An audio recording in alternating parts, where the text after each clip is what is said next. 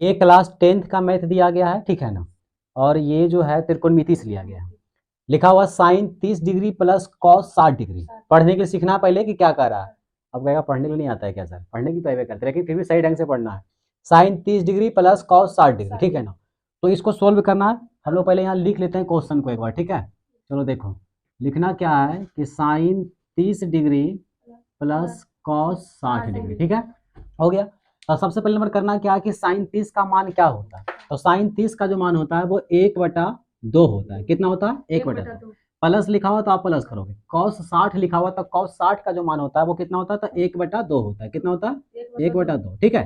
बात समझ आता है कि साइन 30 का मान हमने 1/2 रख दिया हूँ, उसके बाद कॉस 60 का मान 1/2, ये जो इसका मान होता है, ठीक है। अब इसको सोल्व करना है। इसका एलसीएम बताइए कितना हो जाएगा। 2 और 2 का एलसीएम 2 हो जाएगा, तो यहाँ 2 लिख देंगे। 2 से 2 कट गया, ऊपर कितना बच गया? 1 बच गया, ठीक है। प्लस है, फिर ये भी कट जाएगा तो कितना बचेगा? 1 बचेगा। बताओ कितना हो जाएगा?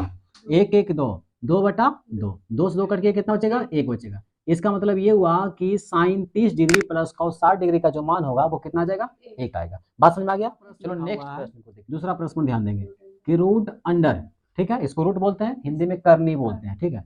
यहाँ लिखा हुआ क्या? 1 प्लस, उसके बाद लिखा हुआ है टाइन स्क्वायर 30 डिग्री, ठीक है ना। Root under 1 plus tan square 30 degree, समझ में आ गया। अब टाइन 30 का जो मान होता है उसको समझना पहले। तो टाइन 30 का जो मान होता है वो कितना होता है? √3 होता है, ठीक है। रूट अंडर 3 बोलेंगे, ये होता है टाइन 30 का मान, ठीक है। तो इसको सोल्व करिएगा, ये रूट के अंदर ही रहेगा, ठीक है ना। देखिए 1 का 1 लिखा जाएगा, प्लस टाइन स्क्वायर 30 डिग्री लिखा हुआ, तो टाइन 30 का मान कितना होता है? √3 का स्क्वायर। यहाँ स्क्वायर था तो हमने स्क्वायर कर दिया, इसको और इसको क्या करेंगे? काट देंगे।